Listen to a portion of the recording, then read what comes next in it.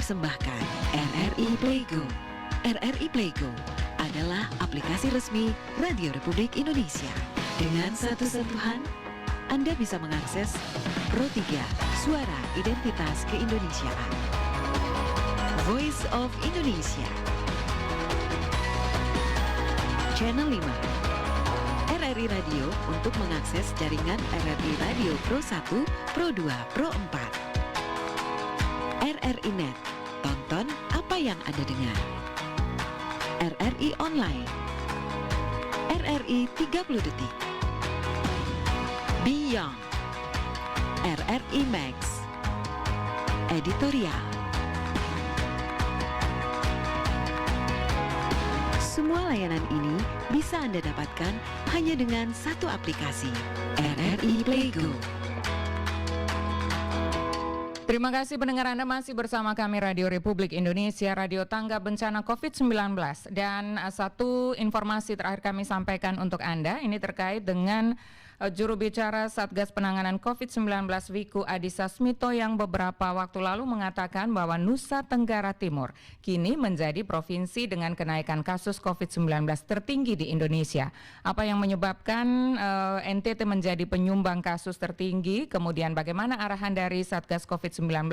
Kami saat ini pendengar sudah bersama dengan juru bicara Satgas COVID-19, Profesor Wiku Adhisa Smito. Pro 1, Kanal Inspirasi. Selamat pagi, Assalamualaikum Prof. Waalaikumsalam, selamat pagi. Ya, salam sehat Profesor. Kami terima kabar ini cukup memprihatinkan setelah kemarin mendapatkan teguran keras dari Presiden Republik Indonesia Joko Widodo. Ini juga ada data yang disampaikan oleh Anda beberapa waktu lalu kepada media bahwa NTT menjadi provinsi dengan kenaikan kasus COVID-19 tertinggi. Statement ini berdasarkan data yang sama yang diumumkan oleh Presiden, begitu Profesor? Sama, jadi pada prinsipnya begini, saudara-saudara sekalian, bahwa keadaan COVID ini, pandemi ini pasti dinamis. Setiap daerah atau setiap negara berbeda-beda. Kadang-kadang bisa turun, kadang bisa naik. Jadi kita harus selalu waspada. Kenapa? Karena virus ini ditularkan antar manusia, dan manusia itu kan ada aktivitasnya dan dinamikanya. Jadi otomatis kasus itu bisa saja naik turun. Dan kebetulan beberapa saat terakhir ini NTT cukup tinggi kasusnya. Maka dari itu harus mendapatkan perhatian penting dari pemerintah daerah dan juga tentunya pemerintah pusat dalam rangka membantu supaya betul-betul kesehatan masyarakatnya bisa dijaga tetap tinggi. Ya. Demikian. Prof, 2 hari yang lalu setelah kami konfirmasi, setelah mendapatkan teguran dari Presiden, lalu pemerintah Provinsi Nusa Tenggara Timur merespons bahwa data yang digunakan pada saat itu adalah salah karena salah dikirimkan dari pemerintah Provinsi NTT. Apakah ini kemudian sudah diterima oleh Satgas Pusat? Bagaimana Anda meresponnya? Jadi begini, peningkatan kasus di suatu daerah itu potensinya membuat semua orang sibuk. Pemerintah daerah, pemerintah pusat, atau daerah-daerah di sekitarnya juga semuanya sibuk. Maka dari itu potensi keterlambatan pelaporan data itu pasti ada. Maka dari itu sistem pelaporan data yang ada di setiap daerah itu harus selalu ditingkatkan. Sehingga pelaporannya bisa mendekati real time atau real time. Jadi saat itu kejadian langsung di pusat pun juga tercatat. Setiap satu tambahan kasus tercatat di pusat saat itu juga. Kalau bisa, itu adalah yang sempurna. Tetapi kita menuju ke situ. Dan data-data yang misalnya ada delay, ada keterlambatan, segera diperbaiki, segera komunikasi dengan pusat sehingga tidak menumpuk. Dan bisa saja sudah selesai, suatu saat ada lonjakan kasus, terlambat lagi. Perbaiki saja. Jadi kita ini harus punya responsif, sikap responsif terhadap keadaan. Supaya betul-betul kebijakan yang diambil itu taktis, tepat waktu, tepat sasaran. Soalnya kalau datanya salah, kita mengambilnya salah juga. Itu saja baru kenaikan kasus, baru semua ribut kan. Harusnya kecenderungan kenaikan beberapa saat sebelumnya itu harus dibaca oleh pimpinan daerah dan seluruh masyarakat di daerah. Itu poin saya. Jadi jangan ditunggu sampai meledak terus ada kasusnya datanya nggak sesuai terus kita ribut. Sebelum itu telat. Kalau kita berperang dengan virus itu namanya telat. Oke. Paling cepat itu adalah lihat tren datanya, langsung disediakan tempat tidurnya, langsung dipotong mata rantainya penularan, yaitu protokol kesehatannya diperketat. Itu pasti nggak akan sampai puncak, jadi nggak akan ribut data juga. Ingat, bukan masalah data, masalah nyawa. Oke. Kita harus bisa menyelamatkan nyawa. Satgas COVID-19 ini di pusat sudah menerima data perbaikan dari pemerintah Provinsi NTT, Prof? Data jangan dilihat dari situ, Mbak. Jadi gini loh, data yang dilaporkan oleh pemerintah daerah kan bukan sekarang kan, bukan kemarin. Itu sudah 1,5 tahun kita berjalan dengan COVID. Jadi kalau sampai pertanyaannya seperti itu adalah pertanyaan selama ini sistem data pelaporannya seperti apa? Kan sama saja kan? Kalau ada improvement berarti sekarang ada improvement. Jadi harusnya semakin lama semakin baik. Jadi jangan dilihat saja sudah diterima apa belum, yang kemarin sudah dikirim apa belum, rutin apa tidak.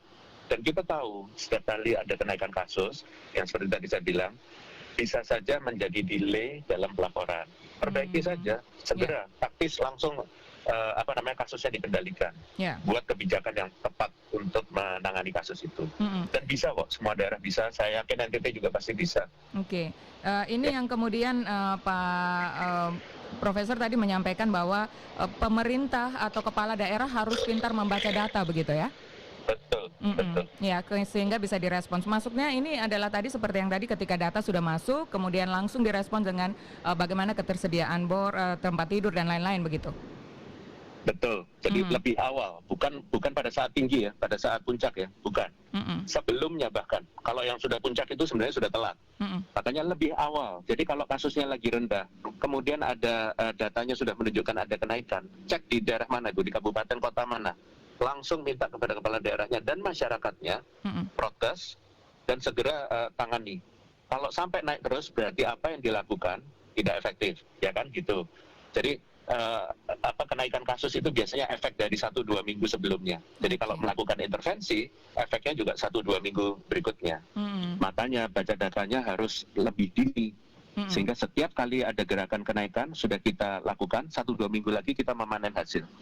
Kalau sampai naik berarti memanen hasil yang gagal. Tapi kalau turun atau tetap, itu berarti kita sudah mulai efektif. Begitu. Jadi pimpinan daerah, seluruh stakeholders yang ada di daerah, bukan hanya pemerintah ya, masyarakat juga harus baca. Ini berarti aktivitas saya harus dikurangi kalau sampai naik kasusnya. Pasti turun nanti kalau itu. Lihat aja di kasus Jawa Bali dan non Jawa Bali dengan adanya PPKM. Setelah berapa minggu, 2 minggu, 3 minggu turun kasusnya kan, setelah direm. Gitu. Jadi yang harus cermat membaca data ini harus di-highlight, bukan hanya kepala daerah, walaupun memang prioritasnya harus pimpinan daerah, tapi masyarakat juga ya. Karena tadi Pak Wiku juga menyampaikan ini bukan masalah data, ini masalah nyawa begitu. Betul, jadi pemerintah daerah harus membaca data dan segera menginformasikan pada masyarakat supaya sama-sama, gerakannya itu sama-sama. Jangan setelah telat baru diinformasikan pada masyarakat, enggak. Setiap saat jadi masyarakat itu dididik, jadi kita ini belajar bersama. Dari sejak pertama kan kita belajar bersama, karena apa? Sama-sama tidak tahu. Nah, jadi dengan kita belajar bersama, yang lawan siapa? Seluruh komponen bangsa, termasuk masyarakat. Pemerintah menyediakan sumber dayanya untuk mengerahkan. Demikian. Ya, terakhir Prof, bagaimana kemudian himbauan dan arahan untuk diperhatikan pemerintah Provinsi NTT dan masyarakat seluruhnya? Ya, jadi begini, untuk masyarakat dan pemerintah daerah, kita mungkin akan hidup bersama COVID ini tidak sebentar. Maka dari itu kita harus bisa beradaptasi dalam kehidupan itu. Dan ini sudah cukup lama, 1,5 tahun. Jadi saatnya kita tahu kapan gas, kapan rem. Artinya kalau kita tahu bahwa protokol kesehatan itu adalah utama dan 3T juga dan vaksinasi juga, maka lakukan semuanya dengan baik dan disiplin dan konsisten. Dan sambil melihat aktivitas ekonomi yang cukup tanpa menaikkan kasusnya. Kalau sudah menaikkan kasusnya berarti harus dikurangi. Jadi nanti akan kita ketemu kegiatan ekonomi yang pas volumenya tanpa menimbulkan lonjakan kasus. Demikian. Ya, jadi tetap saja penting ini ya data itu tadi untuk menentukan arah kebijakan dan solusinya seperti itu, Profesor. Iya, betul. Ya, selamat melanjutkan tugasnya. Mau take off kemana, Profesor? Ke Lampung dengan Menko Perekonomian dan ke Satgas Kepala BNPB untuk melihat lonjakan kasus di Lampung untuk bisa diredakan. Baik, demikian. Sukses, hati-hati di jalan. Semoga sampai di tempat tujuan dengan selamat. Profesor, salam sehat. Baik, Terima salam sehat untuk kasih. semua masyarakat NTT. Terima Baik, kasih. terima kasih. Selamat pagi. Baru saja bersama kami Jubir Satgas COVID-19 Nasional Wiku Adhisa Smito menyampaikan bahwa data yang digunakan oleh Satgas Pusat COVID-19 ini sama ya yang digunakan oleh Presiden saat menegur Provinsi NTT karena kenaikannya cukup tinggi dengan pernyataan yang disampaikan oleh Jubir Satgas COVID-19 bahwa NTT menjadi provinsi dengan angka kenaikan tertinggi. Sehingga ini tadi disampaikan oleh Profesor Wiku Adhisa Smito agar NTT segera memperbaiki datanya sehingga ini bisa diupdate dan disampaikan juga bahwa jangan tunggu kasusnya meninggi ya.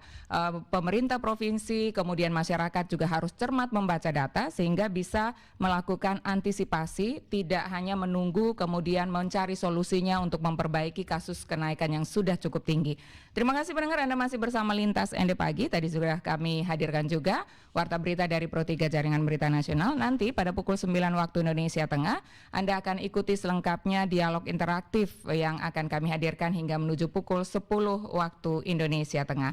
Masih bersama kami yang bertugas pagi ini di Lintas ND Pagi, pengarah acara Femi Sareora, saya Desi Natalia dan juga operator studio Ivan Kopong menemani Anda dari Jalan Durian nomor 1 ND Flores NTT.